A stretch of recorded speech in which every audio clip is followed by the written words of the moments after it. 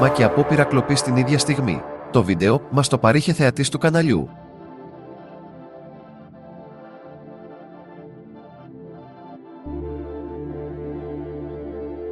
Μπόνους η παράνομη προσπέραση του αγροτικού.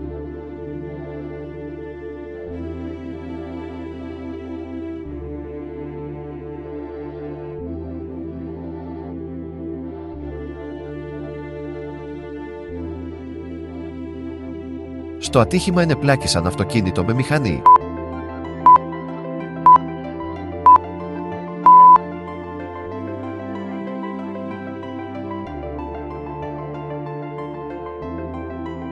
Τραυματίστηκε ο οδηγός της μηχανής.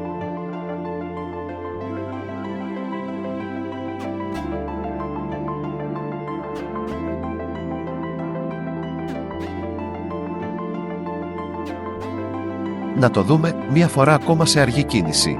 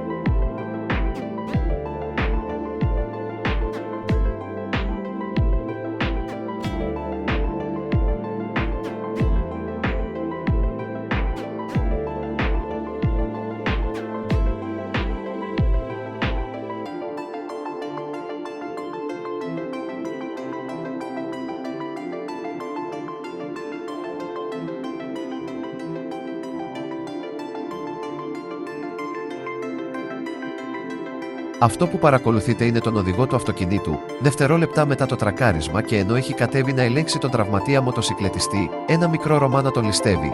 Παρακολουθούμε πως όταν το αντιλήφθηκε τον απομάκρυνε αμέσως από το αυτοκίνητο του.